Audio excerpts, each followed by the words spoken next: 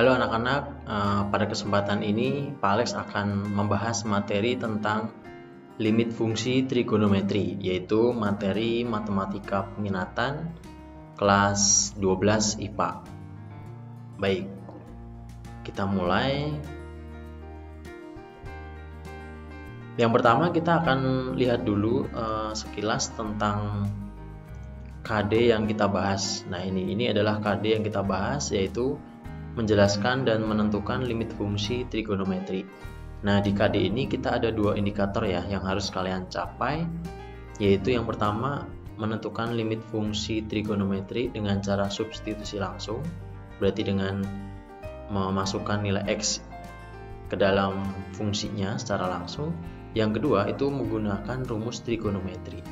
Nah, dua hal itu yang akan kita bahas ya, atau indikator yang harus kalian capai. Baik, berikutnya ini rumus dasar limit fungsi trigonometri. Rumus dasarnya itu ada dua ya, yaitu satu sin, yang kedua tan. Kita bahas satu persatu. Kita lihat yang sin. Rumus dasarnya adalah limit sin x per x untuk x mendekati 0 itu sama dengan 1. Nah, ini dari mana? Dari mana rumus itu berasal? Nah, kita akan bahas.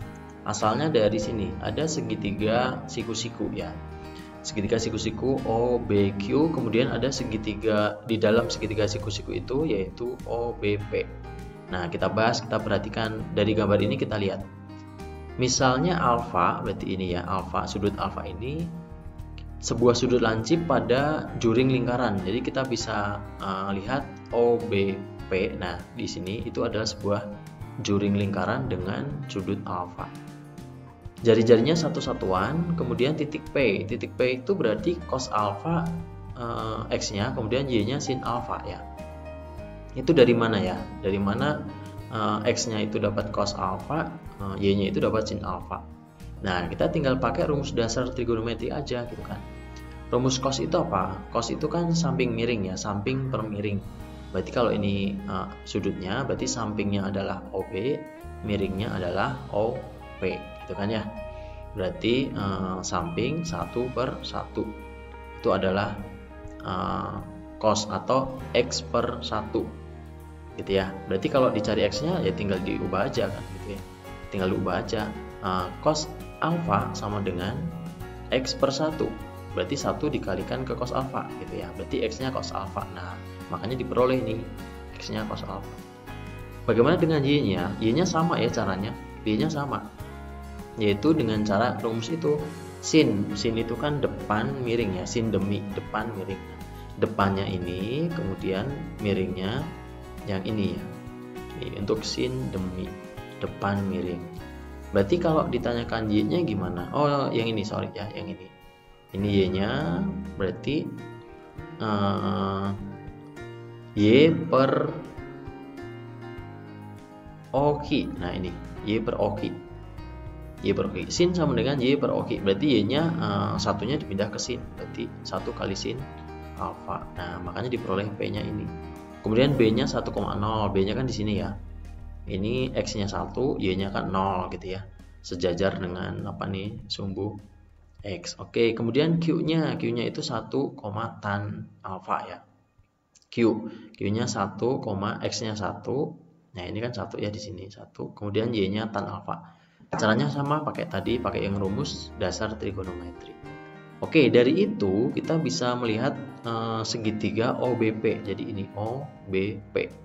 Kalau kita menghitung luasnya berarti setengah kali 1 kali 1 kali sin alfa. Nah, kita pernah ya menghitung segitiga dengan rumus sin ketika bukan segitiga siku-siku gitu. Sehingga 1/2 kali 1 kali 1 itu kan setengah, kemudian sin alfa tetap ditulis sin alfa. Baik, kita simpan. Kemudian luas juring berarti yang OBP tetapi yang bentuknya juring. Nih, ya yang sini ya. Nah, itu adalah alfa per 360, berarti kan ini ya. Alfa per 360, jadi dari semua satu lingkaran penuh dikali pi kali 1 kuadrat gitu ya, pi r kuadrat, r-nya kan 1 gitu ya, r-nya 1. Kemudian ini tinggal dibalik aja ya, pi-nya kan 180 ditaruh di depan, kemudian 1 kuadratnya digeser ke depan, alfa yang sini geser ke belakang supaya mendapatkan rumus setengah alfa. 180 per 360 itu kan setengah ya, setengah kali 1 kuadrat 1 kali alfa setengah alfa. Baik, berikutnya untuk segitiga OBQ. Nah, untuk segitiga OBQ ini kan pakai rumus biasa, pakai rumus segitiga aja, alas kali tinggi, kemudian setengah kali 1 kali tan alfa sama dengan. Nah, untuk memperoleh ini semua ini itu kita menggunakan masing-masing menggunakan rumus luas segitiga. Kalau yang ini luas juring itu kan tinggal berapa bagian ya si sudutnya ini. Sudutnya ini berapa bagian dari total semua 360. Oke, kita simpan 3 ini, kemudian kita akan gunakan di sini. Nah, ini diketahui berarti kan luas segitiga OBP itu paling kecil ya, berarti lebih dari 0. Di atasnya lagi ada luas juring itu lebih gede dari segitiga OBP ya, karena ditambah tembereng. Kemudian lebih gede lagi luas segitiga OBQ karena si juring itu berada di segitiga OBQ. Nah, jadi paham ya ini kenapa lebih besar. Kalau kita lihat dari sini berarti 0 lebih kecil dari ini, luas segitiga ini lebih kecil dari ini gitu ya kalau kita lihat dari kiri. Maka ya ini yang tadi yang kita simpan tadi kan hasil perhitungan. Berarti 0 kurang dari setengah sin alfa, kurang dari setengah alfa, kurang dari setengah tan alfa. Kemudian masing-masing ruas dikali 2 per sin alfa kali 0 berarti 0 ya, nggak usah ditulis. Dikalikan setengah sin alfa berarti 2-nya disederhanakan, tinggal alfa per sin alfa. Kemudian mana lagi, 2 sin alfa dikali setengah alfa, 2 sin alfa dikali setengah alfa, berarti setengah 2-nya dicoret ya. Oh sudah ya, sudah tadi ya, oh sudah dikalikan, sorry. Yang setengah sin alfa dikali alfa per sin apa tadi, mana sih, sebentar ya. Nah ini nih, setengah sin alfa dikalikan 2 sin alfa itu 1 ya, 1 sin alfanya dicoret, 2-nya dicoret ya, disederhanakan gitu.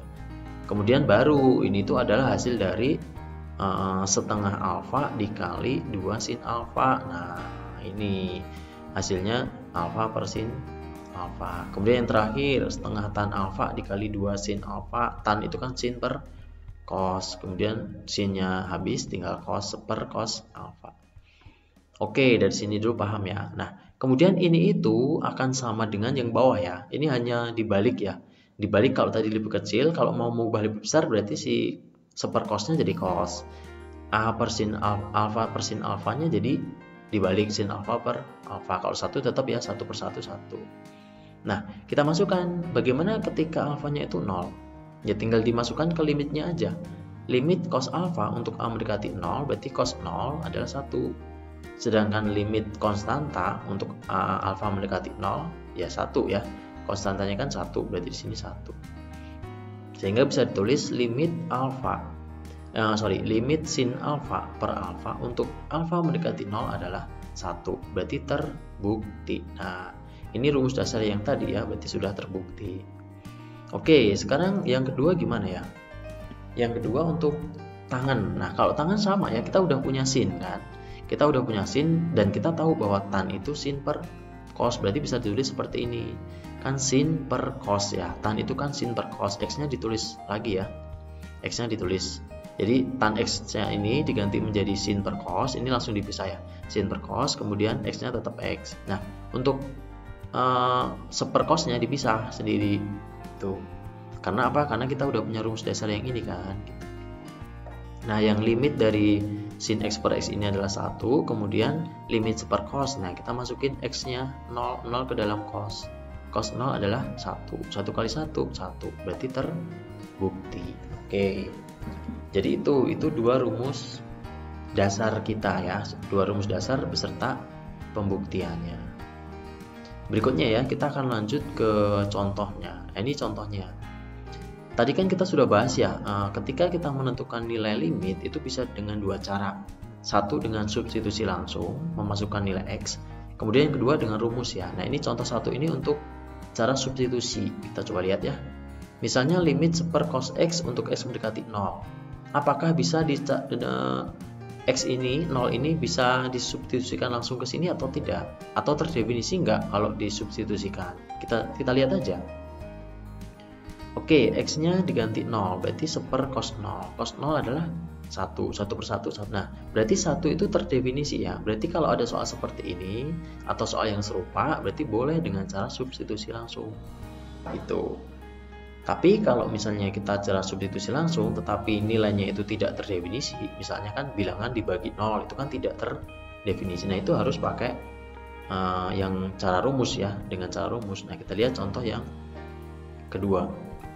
Nah, ini kalau misalnya soalnya limit dari sin 2x per x untuk x mendekati 0. Nah, ini kalau kalian substitusikan x ke dalam fungsi, itu akan mendapatkan nilai yang tidak terdefinisi karena si x-nya 0, berarti bilangan dibagi 0. Oke, alternatifnya pakai apa? Kita bisa pakai pemisalan.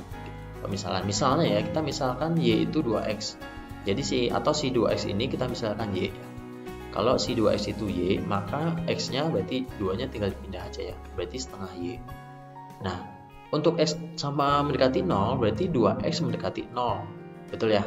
Sedemikian hingga y-nya mendekati 0. Artinya apa? Kalau x-nya ini kamu ganti 0, kalian ganti dengan 0, berarti kan 0 sama dengan setengah setengah kali 0 juga, berarti y-nya mendekati 0. Nah, itu. Kenapa? Karena kalau kita pakai pemisalan, maka si ininya nilai variabel atau variabelnya itu berubah menjadi y, tadinya x ya. Nah, sehingga soalnya menjadi limit dari sin y per setengah y. Nah, setengah y itu dari mana? Dari sini. Ini x-nya sudah kita ganti ya. Kemudian 2 itu kan 1/2, 2-nya bisa dipindah ke atas ya, menjadi 2 sin. Nah, 2-nya itu boleh dikeluarkan dari limit. Nah, sehingga menjadi tinggal limit dari sin y per y untuk y mendekati 0. Nah, kita pakai rumus dasar kan ini ya. Rumus dasar yang sudah kita punya kan, 1. Berarti 2 kali 1 adalah 2. Nah, ini. Jadi limit sin 2x per x untuk x mendekati 0 adalah 2. Oke, semoga cukup jelas ya, karena ini masih soal yang sederhana. Kemudian berikutnya yang soal ketiga nih. Ini ada soal sudah ada variasi ya. Di sini ada operasi hitung antara konstanta dengan trigonometri, fungsi trigonometri. Kita lihat. Nah, ini masih sama. Ini kita menggunakan perkalian sekawan ya. Kita cari sekawan dari 1 min cos 4x itu adalah 1 plus itu. Tujuannya apa? Tujuannya supaya kita bisa mengarahkan si soal ini ke dalam bentuk sin gitu ya. Kalau kalian semakin banyak mengerjakan soal, nanti akan terbiasa ya. Jadi ketika ada cos kan tidak ada rumus dasar cos ya, kita ubah jadi sin. Nah, perkalian yang pembilangnya jadi ini. Nah, ini maksud Pak Alex nih. Ini kan 1 min cos kuadrat, itu kan ada rumusinnya gitu. Itu arahnya ke situ. Yang bawah tetap dikalikan biasa, yang bawah atau penyebutnya tetap dikalikan biasa. Oke, kebetulan kemudian yang atasnya dipecah tuh, kan ada kuadrat, pecah jadi 2. Ada sin 4x kali sin 4x. Yang bawah langsung dipecah, yang x sin x itu ikut dengan pembilang, kemudian yang 1 plus cos 4x dipisah menjadi 1 plus cos 4x. Kemudian kok ada perkalian ini untuk apa nih? Nah, ini tujuannya apa? Tujuannya supaya kita mendapatkan rumus dasar gitu ya. Kita lihat. Nah, sin 4x itu dibagi dengan 4x yang ini. Nah, kita tuliskan di paling depan. Kemudian kita punya lagi sin 4x yang kedua, kita masih punya lagi 4x yang kedua juga. Kita taruh yang kedua. Kemudian kita punya 4x yang pertama per sin x. Nah, ini kan masih punya sin x ya. Berarti 4x ini per sin x, tulis di sini. Kemudian 1 plus cos 4x-nya tetap ditulis. Kemudian 4x yang terakhir per x yang paling depan, tulis di paling akhir. Sekarang kita udah dapat bentuk-bentuk yang sederhana ya. Limit dari sin 4x per 4x berarti kan 4 per 4 1. Sin 4x per 4x itu 1. 4x per sin x itu 4. 1 per cos 4x. Nah, x-nya diganti 0. 4 kali 0 0. Cos 0 1. 1 tambah 1 2. 1 per 2 tulis di sini. Kemudian 4x per x, x-nya sederhanakan tinggal 4. Sehingga 1 kali 1 kali 4 kali setengah kali 4 berapa? 8. Jadi nilai dari limit 1 min cos 4x per x sin x adalah, untuk x mendekati 0 adalah 8. Ini semoga masih mudah dipahami ya.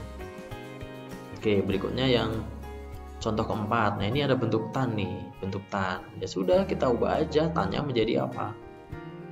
Tannya menjadi mana? Kita punya rumus tan, kita punya rumus sin. Nah, ini kita mengalihkan dengan 3x per 4x dan 4 per 3 supaya tidak merubah nilai.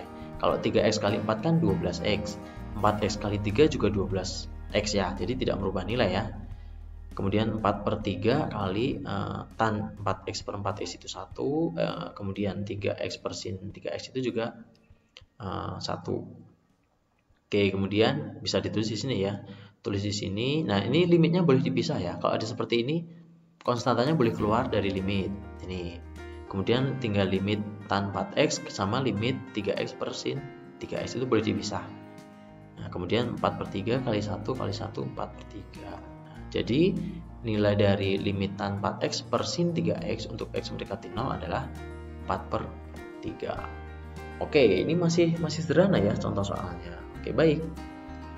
Sekarang kita lanjut ya. Ternyata dari contoh-contoh tadi kita mendapatkan rumus turunan ya, atau rumus yang diturunkan dari rumus dasar 2. Kita punya rumus dasar 2. Nah, ini adalah turunannya. Secara umum bisa dituliskan seperti ini nih. Nah, limit dari sin AX per BX untuk X mendekati 0 berarti sama dengan AB, berarti A per B, atau koefisien dari X pembilang per koefisien dari X penyebut. Sama kebalikannya ya, kalau AX-nya di atas, sin X-nya di bawah atau penyebut itu A per B. Kemudian tan juga sama, menjadi tan AX per BX untuk limit X mendekati 0 itu A per B. Kemudian untuk kebalikan dari tan juga sama. Dan dua tambahan lagi ya, sin AX per tan BX itu sama dengan A per B. Tan AX per sin BX sama dengan A per B juga. Nah, ini kebalikan nomor 5 dan 6 ini hanya kebalikan. Oke, jadi kita ada rumus berapa ini? Ada 6 ya, ada 6 rumus dasar ya, yang tadi awalnya hanya 2 ya, awalnya hanya 2. Oke, itu ya rekan-rekan semua untuk penjelasan limit fungsi trigonometri. Sebenarnya materinya hanya itu saja gitu. Hanya nanti kita ada banyak variasi soal gitu. Oke, nanti kalau masih ada pertanyaan kalian boleh kita ngobrol di chat ya, chat forum Classroom. Silahkan, nanti Pak Es akan menanggapi pertanyaan-pertanyaan kalian di situ. Kemudian setelah ini itu Pak Es juga akan memberikan soal ya, soal latihan. Nah, ini soalnya juga masih sederhana ya. Oke, nanti kalau misalnya ini dirasa sudah cukup selesai, nanti ini juga sama ya. Kalau ada pertanyaan boleh kita diskusi. Gitu. Kalau cukup, nah nanti kita akan Pak Alex akan memberikan tambahan soal lagi gitu, tambahan soal lagi yang lebih bervariasi gitu ya, yang lebih bervariasi. Oke, nanti kalian kerjakan di buku tulis kalian. Oke, itu anak-anak untuk materi kita KD 3.1 ini. Untuk materinya sudah selesai, jadi kita tinggal mempelajari variasi soalnya saja. Kalau ada pertanyaan silahkan ya, kalian boleh sekali lagi boleh chat di Google Classroom. Jadi supaya kita pembelajaran kita terintegrasi di situ gitu ya. Oke, baik, sampai sini dulu. Sampai ketemu di chat forum ya, di chat forum Classroom. Semoga kalian semua selalu dalam kondisi yang sehat. Oke, thank you semua. Tuhan memberkati.